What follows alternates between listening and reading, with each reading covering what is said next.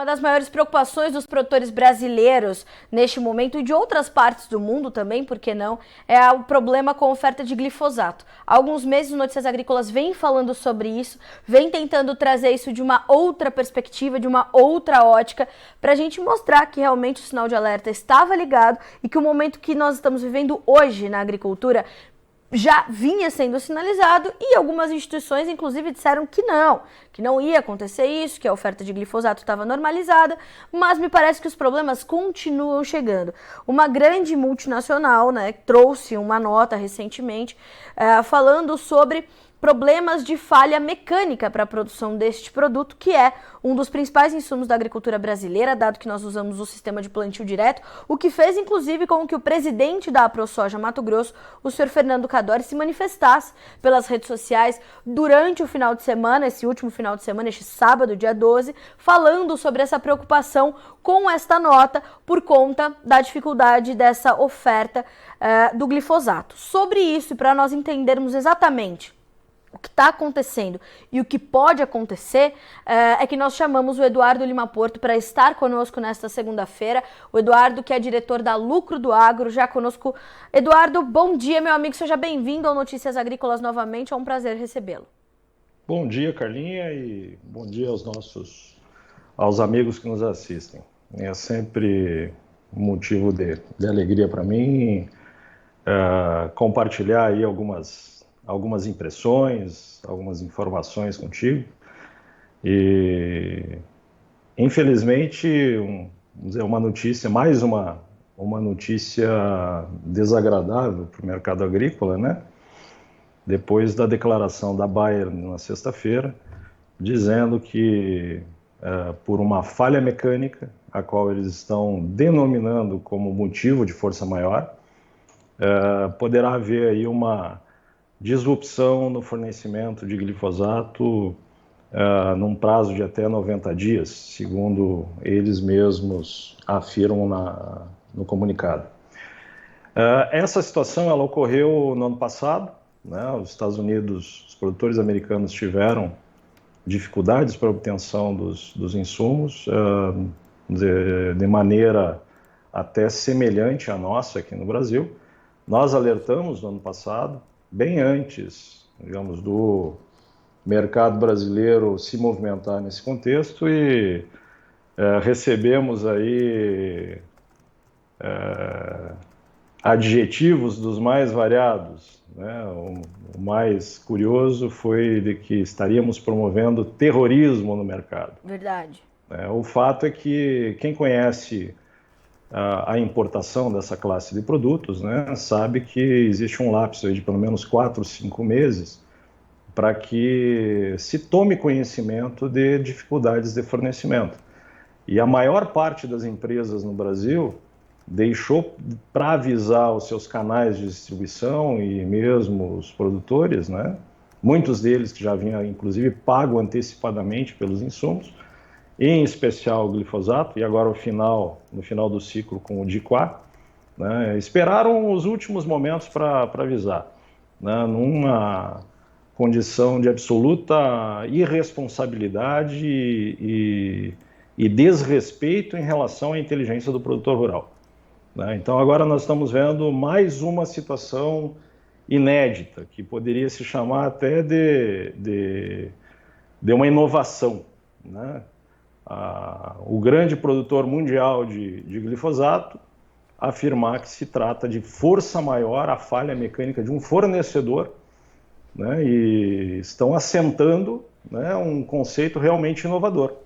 Agora imagine os senhores produtores que no momento em que nós estamos vivenciando aqui no Mato Grosso, por exemplo, com excesso de chuva nas colheitas, onde são frequentes as quebras de colheitadeira, os defeitos, os caminhões estragados, problemas nos silos. Imaginem, senhores, vocês alegarem um problema de força maior, no sentido de atender contratos. Eu acho que realmente a Bayer traz um ingrediente realmente muito inovador para esse mercado, sabe? Edu, o que isso quer dizer efetivamente a partir de agora para a agricultura brasileira? Realmente chama atenção a gente entender este problema como um problema de força maior, né? A nota é bastante... ela chama bastante atenção por essa colocação. E quando a gente fala da falta deste produto, a partir deste ponto em diante, o que isso significa para o produtor brasileiro, dado que ele está prestes a planejar uma das safras mais caras da história, ou pelo menos das últimas 2 décadas. Além dessa matéria-prima escassa, ele ainda vai ter custos muito altos de um produto de que ele não pode abrir mão, certo? Certo. Mas antes de adentrar nessas últimas questões, é importante a gente consolidar o conceito de força maior. A força maior corresponde a atos incontroláveis, atos da natureza, que no direito internacional se chamam inclusive de atos de Deus. Vamos exemplificar terremotos, certo. Tornados, maremotos. Como já aconteceu no ano passado, coisas do gênero, né? Que efetivamente a força da natureza impede que se cumpra um contrato. Outro elemento de força maior que também é considerado, vamos dizer, conflitos bélicos, né? Então, imagine que um navio está chegando num local onde, vamos dizer, antes dele zarpar, né? Depois dele zarpar, se instaura uma guerra na região portuária. Definitivamente o navio não vai conseguir descarregar o produto no destino. Então isso é objeto de força maior. Agora, falha mecânica, me desculpem, mas eu tenho muita dificuldade de entender a falha mecânica dentro de um conceito de força maior. E agora indo para as questões que você... Edu, então só antes da gente falar sobre esse meu questionamento, você já houve algum posicionamento por parte de associações de classe dos produtores, ou aqui no Brasil ou fora do Brasil, que já se posicionaram ou já questionaram a Bayer em torno dessa nota, ou por ter sido na sexta-feira ainda não houve tempo hábil para que isso acontecesse? Então, eu conversei com alguns amigos nos Estados Unidos, que me passaram, inclusive, alguns comentários de produtores muito, muito interessantes. Um deles eu registrei, um produtor de Iowa, que dizia o seguinte: eu contratei um financiamento para pagar os meus insumos à vista. No ano passado já tive dificuldade de obter, mas mesmo assim eu paguei o banco. Agora eu contratei novamente. Como é que eu vou explicar para o banco que a força maior impediu que eu tivesse o glifosato que eu já paguei de atender o pagamento desse contrato? De que forma isso pode afetar o meu relacionamento com os bancos? E com as tradings, logicamente, né? Porque lá nos Estados Unidos, como aqui, é normal o produtor fazer o comprometimento da sua safra a termo, né? E como é que ele vai fazer numa relação de equivalência com seus insumos, se ele não recebeu o insumo? A obrigação de entrega do grão, ela permanece. Sim, e aí, como é que fica a situação do produtor nessa nesse conjuntura, cenário, né? Nesse contexto? Então, estas situações são as que precisam ser questionadas. E eu acho, por outro lado, que todo problema de dimensões como esse abre sempre oportunidades, né? Então, eu acho que tem 2 situações que nós temos que pensar nesse contexto. A primeira delas é realmente batalhar, lutar pela maior flexibilização da legislação, no sentido de permitir que os produtores possam fazer importações diretas. Produtores, suas cooperativas, revendas, enfim. Sim. De forma a não ficar na mão de 1 ou 2 grandes fornecedores. Isso é um direito absolutamente legítimo. E no Brasil se instituíram regras e interesses do lobby da indústria que tem a pretensão de dizer que o produtor é incompetente para fazer isso. O produtor não é incompetente. Então isso é o que precisa ser dito. E de outra forma, de uma maneira ainda mais estrutural, esse tipo de condição nos traz a uma reflexão. Agora, vários meses antes de definir o plano da nova safra, por que não pensar em retomar a produção de soja convencional? Um dos motivos pelos quais a transgenia ela ingressou de maneira assim rápida, né, há 20 anos atrás, foi justamente a quantidade de manejos e o custo que significava a utilização de herbicidas pós-emergentes, muitos deles ainda protegidos por patentes, né? Então, a Monsanto foi muito hábil naquela época, né, em trazer uma solução que tornasse o produtor independente de produtos caros. Sim. Só que esses produtos que naquela época eram muito caros, hoje se tornaram genéricos e estão algumas vezes mais baratos em dólares do que eram antigamente.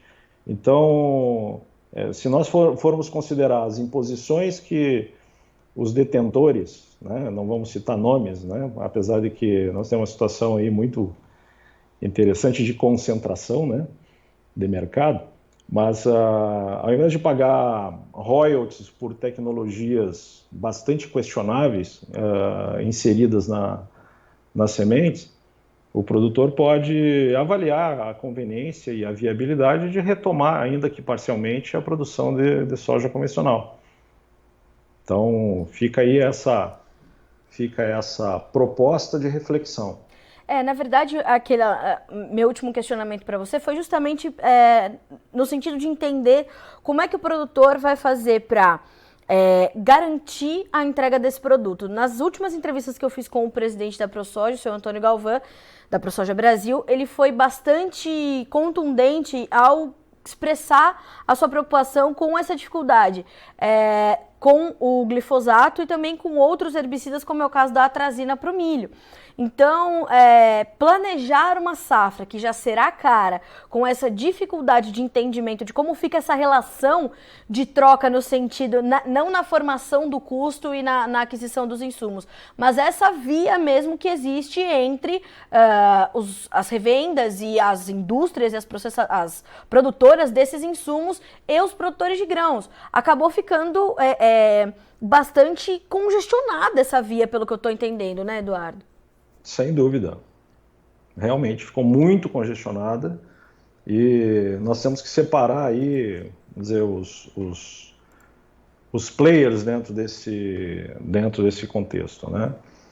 O produtor ele necessita ter garantias de fornecimento. Essas garantias, logicamente, elas dependem de um grau de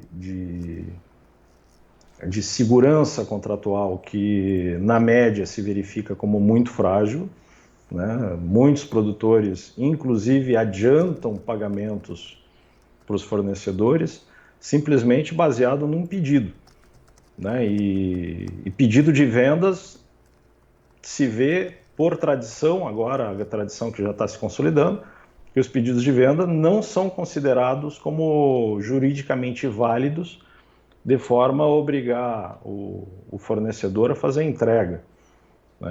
Enquanto o produtor faz um pedido de vendas pedindo, por favor, me entregue meu insumo, na outra ponta ele vende a sua produção através de um contrato extremamente rígido, que prevê multas e uma série de outras penalidades, né, que realmente tornam a obrigação de entrega extremamente forte. Nós estamos dentro desse contexto frágil. Vejo que as revendas, à sua vez, aquelas que operam no sistema de barter, também estão fragilizadas, com um agravante. A margem das revendas, ao contrário do que muita gente pensa, a margem das revendas é muito reduzida, né? Qualquer oscilação de mercado pode levar, dizer, uma pequena margem a se tornar negativa. Imagine a condição em que a revenda estabelece uma relação de troca com o produtor, prometendo entregar alguns dias antes do plantio. Sim. E não consegue entregar, mas ao mesmo tempo já se vendeu aquele grão né, para uma trading. A revenda realmente está numa condição mais frágil dentro desse contexto todo, né?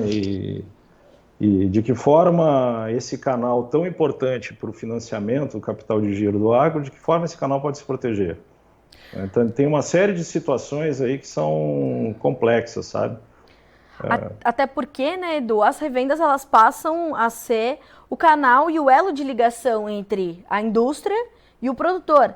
Então, o produtor não consegue se reportar diretamente à indústria e nem a indústria, por mais que ela oriente e avise o produtor, a revenda está ali no meio para fazer esse processo. E me parece que é bem aí que está o congestionamento, porque a revenda não consegue entregar aquilo que ela não recebe. Exatamente. E como é que ela vai obter o resultado digamos, da venda que ela já vende descoberto para uma trade? Sim.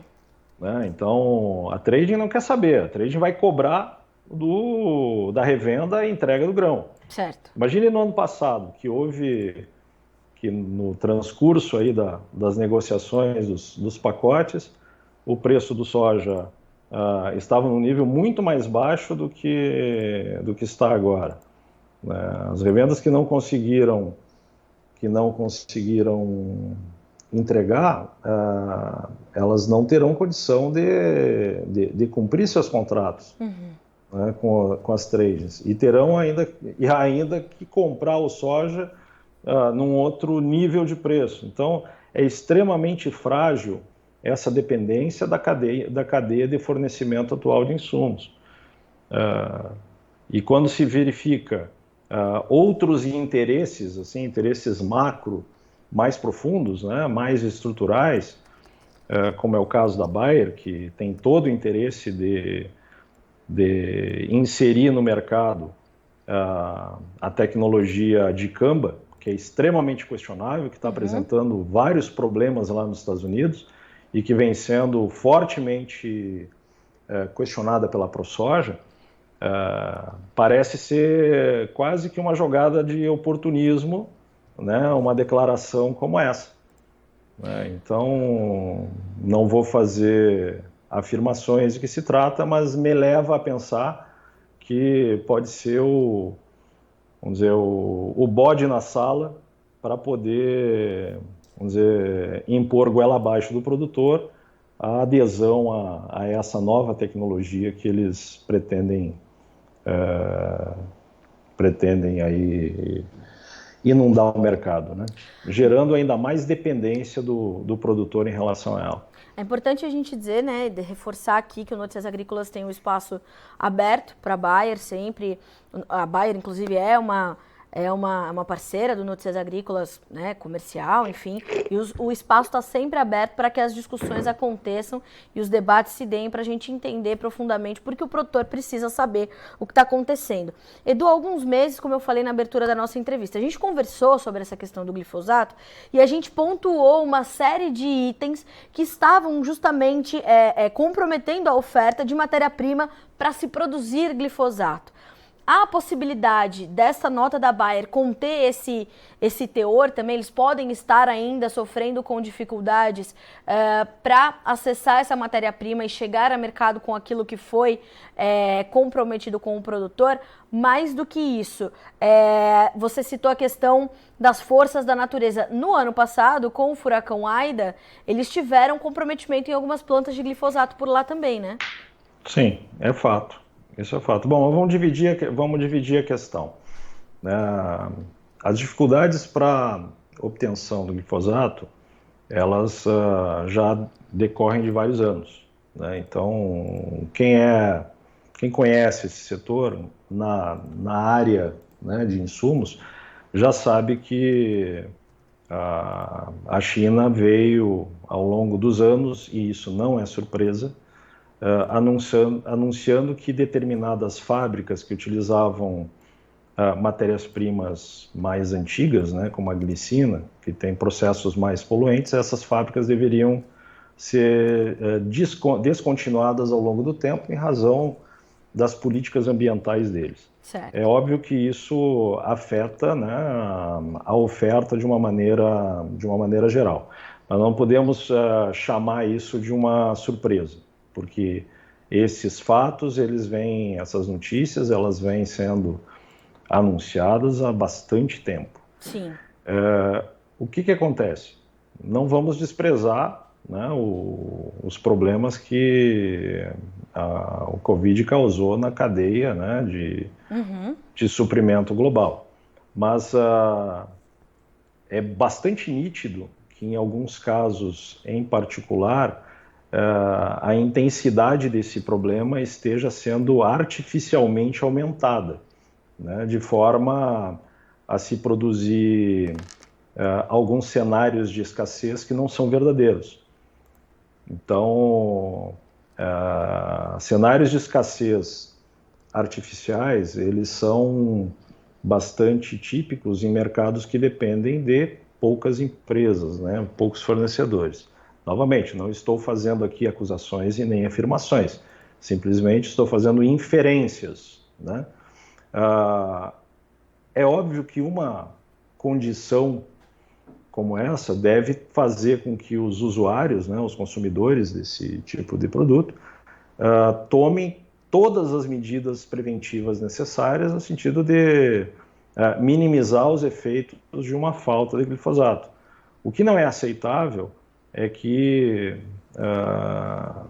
grandes fornecedores avisem isso, vamos dizer, em cima do laço, que é o que aconteceu no ano passado, né? E, de certa forma, vamos dizer, o furacão Ida foi um evento de força maior, né? Mas foi um evento de força maior, onde lá nos Estados Unidos o consumo de glifosato já havia terminado, né? Se não me engano, esse evento ocorreu em setembro, né? E aqui no Brasil o glifosato já deveria ter sido entregue. Né? Então ele ocorreu no momento em que, vamos dizer, praticamente não afetaria o produtor americano e tampouco o produtor brasileiro. Certo. Né? Não seria uma desculpa aceitável, né, na medida em que aqui o produto já deveria estar disponível. Tá. Mas, enfim, agora, no atual contexto, o que se questiona desse comunicado? Simplesmente é a indicação de uma falha mecânica como motivador de força maior. Isso, no meu entendimento, isso é uma posição ridícula. Uma empresa que tem essa magnitude e que afeta, vamos dizer, a estrutura do fornecimento agrícola na dimensão que a Bayer afeta, deveria ter se preocupado em trazer informações mais amplas, ou ser mais transparente, né, no comunicado.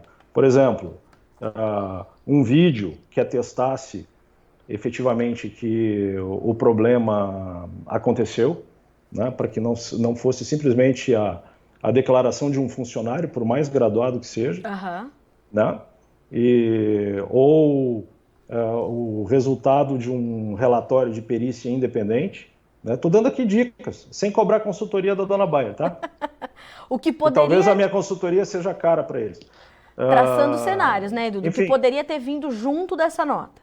Exatamente. Talvez eles estejam preparando e pretendam dar conhecimento do mercado a essa questão. Certo. Mas, por outro lado, há que se questionar também o nível de competência dessa empresa em termos de gerenciamento de risco, né? Porque foi declarado, né, nesse comunicado que o problema decorre de uma falha mecânica de um fornecedor. Isso. Né? Então, se eles dependem de uma maneira tão forte desse fornecedor, por que não criaram mecanismos alternativos de forma a minimizar os efeitos de eventuais problemas junto à sua base de clientes? Claro. Me parece que não há muita preocupação com os clientes nesse sentido, sabe? Então, a posição quase monopolística de mercado leva a um comunicado arrogante, né, onde se diz simplesmente, tenho problema, lamento os problemas e, em decorrência desses problemas, estaremos aí não atendendo os contratos.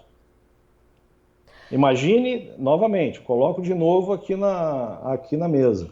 Imagine o produtor numa relação em que ele precisa cumprir com a entrega de grãos num contrato de barter dessa mesma empresa que atua fortemente aí na originação de grãos a partir das trocas por insumo. Sim. Imagina o produtor dizer, olha, minha colheitadeira quebrou, veio uma chuva, não consegui colher o soja que eu tenho contratado para te entregar.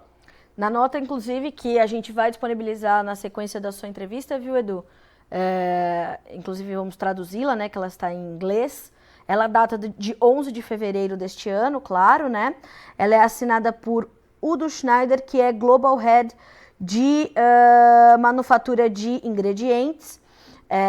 A gente, como eu falei, a gente vai disponibilizar essa nota na sequência da entrevista do Eduardo Lima Porto. Inclusive, a Bayer fala o seguinte na sua nota.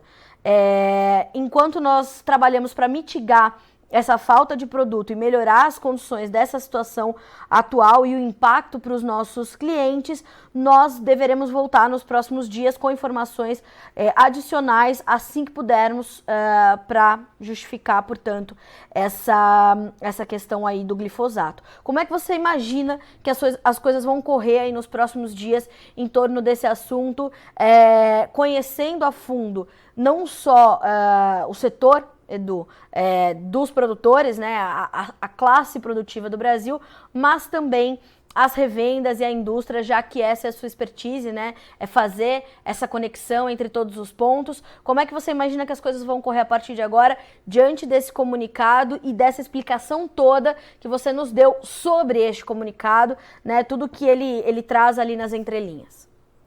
Bom, nós temos que olhar um pouco para os Estados Unidos. Né? Olhar os nossos colegas americanos, que estes sim estão com, vamos dizer, estão com uma incerteza muito grande se conseguirão ou não obter o glifosato dentro da janela necessária para o plantio e, enfim, formação da lavoura. Temos que observar muito bem o que vai acontecer lá. E olhando para cá, essa notícia ela traz um ingrediente de muita atenção, no meu ponto de vista, considerando todos os problemas que ocorreram no ano passado, né, em que aconteceram muitas falhas de entrega, né, e também ações oportunistas de uma série de empresas que atuam no mercado. Né. Se sabe aí que aconteceram cancelamentos de pedido, cancelamentos de contratos, né, e a determinados preços, e logo em seguida apareceram produtos com preços aí bastante majorados. Então, nós vamos ver o mercado nervoso nas próximas semanas em razão dessa questão toda, né? Não sei como que eles irão resolver o problema de força maior, né? Entendo que um problema de força maior ele causa um impacto que requer aí um tempo considerável para que as coisas voltem à normalidade. E o que se espera é transparência, basicamente transparência, e que não haja, digamos, que não se utilize de subterfúgios obscuros, né, para buscar oportunidades de captura de margens maiores. Né? Nós, já ao longo dos anos, verificamos várias situações nesse contexto. E, novamente, não estou afirmando que seja o caso, mas produtores, revendedores, cooperativas, fiquem atentos, tá? Existe muita conversa fiada nesse setor e, infelizmente, muitas vezes as pessoas que dão o primeiro atendimento também estão desinformados disso, né? Os RTVs fazem um trabalho excelente a campo de assistência técnica e de aproximação comercial, e muitas vezes esses profissionais eles acabam sendo manipulados também pelas diretorias que estão atrás de mesas, com ar-condicionado e olhando bônus no final do ano. A agricultura brasileira não é um veículo de geração de bônus para meia dúzia de executivos que estão sentados na Faria Lima. Eu já venho falando disso há tempo, tem gente braba comigo, não tenho medo de cara feia e nem de ameaça de processo. Tá? Essa verdade precisa ser dita e eu vou continuar dizendo isso enquanto tiver energia para fazer. Bom, Edu, nos resta então esperar, né? Como eu falei, volto a deixar aqui tanto da nossa programação ao vivo quanto gravado, uma vez que isso vai ficar disponível no nosso site. A Bayer tem todo o espaço aqui do Notícias Agrícolas, inclusive, né, Edu, se a gente quiser juntar um representante da Bayer contigo, com os produtores, para que a gente faça um debate em torno desse assunto, estamos aí né, abrindo esse espaço para que se explique, portanto, até porque, como você bem colocou, né, Edu, não são informações novas e não é um assunto que surge agora, esse problema com a oferta de glifosato. Há meses nós temos falado sobre isso e a gente vai continuar monitorando. Nos resta, então, continuar, né, com o nosso, como eu costumo dizer, com o jornalismo vigilante, né, aqui do Notícias Agrícolas, colhendo as informações de profissionais que conhecem o setor, que vivem o setor, para a gente poder, então, desenhar esse cenário e dar alguma orientação para o produtor, não é isso? Olha, eu acho muito salutar esse convite, né, de que a empresa traga um representante qualificado para explicar a situação e até no sentido de tranquilizar o mercado, se possível for. E dentro desse contexto, deixo a sugestão de que uma entrevista conjunta, na forma de mesa redonda e tal, também inclua, né, os representantes da ProSoja, o Antônio Galvão, o Fernando Cadori, enfim, as pessoas que têm o maior nível de representatividade dentro da ProSoja, porque é importante a manifestação dessa representação, né? Eu sou simplesmente um outsider, como se diz, alguém que está olhando de fora e tentando juntar aí as pontas, né? Fazendo uma análise de risco, de repercussões, né? Mas a quem compete discutir isso diretamente é justamente a empresa ou as empresas que fazem parte do mercado de glifosato, juntamente com a entidade que tem a maior representatividade do setor, que é a ProSoja. Tá certo. Bom, Edu, a gente vai, como eu falei, monitorar e você sabe que está ali sempre no nosso radar, assim como está a Bayer, a Associação dos Produtores de Soja e Milho de Mato Grosso, a Associação dos Produtores de Soja e Milho do Brasil, a ProSoja MT, a ProSoja Brasil, todas as AproSojas e entidades de classe que queiram se manifestar. Te agradeço muito por estar conosco e nos dar mais explicações, portanto, sobre esse assunto. É sempre bom ter você no Notícias Agrícolas para trazer esclarecimentos e ver as coisas. Essa visão de outsider é extremamente importante, né, Edu? É importante que a gente tenha a visão de quem está de fora, né? Nem compra, nem vende, mas entende os elos que formam essa corrente. Então é importante a gente ter a visão do outsider, viu, Edu? Muito obrigada mais uma vez. Muito obrigado pela oportunidade. Eu espero que meu próximo retorno ao Notícias Agrícolas seja para tratar de assuntos agradáveis, porque eu tenho sido caracterizado aí como, me chamam de o gaúcho do apocalipse, e pô, essa pecha ela me incomoda um pouco, sabe? Eu acho que a gente tem que poder falar também de coisas mais agradáveis aí para os amigos que nos escutam. Edu, vamos fazer o seguinte, vamos deixar marcado. A próxima boa notícia, meu amigo, a gente vem aqui comentar, seja do seu conhecimento ou não, a gente vai falar sobre isso. A gente pede um café, você fica aí com o seu chimarrão. Não recebi a minha cuia ainda, que me foi prometida ao vivo neste site. Mas essa promessa é um compromisso. Eu vou ter que ir buscar, né, pelo jeito. Não sei como é que vai ser. Exatamente. Sedex para isso não funciona. Edu, mais uma vez, meu amigo, te agradeço. As portas do Notícias Agrícolas estão sempre prontas e abertas para ti e para os bons debates que o agronegócio precisa e merece. E te agradeço mais uma vez. Volte quando quiser. Muito obrigado, Carlinhos. Um abraço a todos. Um abraço para ti, bom trabalho e boa semana. Igualmente. Eduardo Lima Porto, diretor da Lucro do Agro, conosco nesta manhã de segunda-feira. Vamos recapitular? Para você que está chegando agora, a Bayer trouxe uma nota na sexta-feira, dia 11 de fevereiro deste ano de 2022, informando aos seus clientes que por conta de uma falha mecânica de um dos seus fornecedores, a oferta de glifosato está comprometida. E isso deve durar cerca de 90 dias para ser restabelecido. A Bayer diz ainda, em nota, que vai ser divulgada na sequência, logo abaixo do vídeo da entrevista do Lima Porto, ela explica essa situação e diz ainda que... eu tô aqui pensando em inglês, quase que vou trazer a informação em inglês. Assim que possível, trará informações adicionais sobre este problema, né? E lamenta todo o impacto que isso causa para os seus consumidores e tudo mais.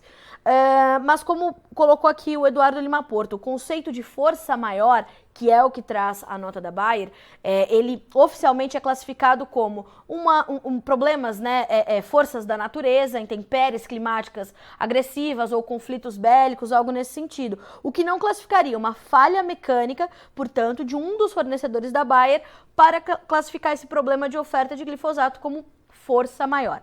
Por isso que nós trouxemos o Edu para a gente explicar, portanto, essa nota. Volto a dizer, o espaço está aberto para a Bayer, a gente vai buscar ouvir a Bayer, dar o mesmo espaço a eles para que eles possam também orientá-los diante de um cenário como esse de escassez de um dos principais produtos para a agricultura brasileira, que é o glifosato. O presidente da ProSoja Mato Grosso, Fernando Cadori, se manifestou no Twitter durante o final de semana, depois que tomou conhecimento desse comunicado da Bayer, coisa que a gente também vai divulgar por aqui, abrir também o espaço para o Fernando Cadori se manifestar, se quiser, né, quiser trazer mais informações além das que ele já trouxe. Então nós vamos acompanhar este problema, né, esclarecido e trazido pela Bayer durante a última sexta-feira, dia 11, para que vocês também possam se orientar e saber o que fazer, né, porque como bem colocou o Eduardo Lima Porto, caso a situação fosse contrária, você também seria cobrado e naturalmente seria ouvido por não entregar os seus produtos que já foram comprometidos. Então estamos aqui monitorando. Qualquer dúvida, entre em contato com Notícias Agrícolas, que a gente te coloca em contato com o Eduardo Lima Porto, ou com a ProSoja, ou até mesmo com a Bayer. Vamos tentar fazer as conexões importantes para que o produtor fique seguro para dar continuidade aos seus planejamentos, principalmente da safra 22-23, que será uma das safras mais caras dos últimos 20 anos. A gente está aqui de olho em tudo que acontece, tá certo? Segue a nossa programação para que vocês sejam sempre os profissionais mais bem informados do Brasil. Notícias Agrícolas, 25 anos ao lado do produtor rural. Participe das nossas mídias sociais no Facebook Notícias Agrícolas, no Instagram @Notícias Agrícolas e em nosso Twitter @Notiagre. E para assistir todos os nossos vídeos, se inscreva no YouTube e na Twitch Notícias Agrícolas Oficial.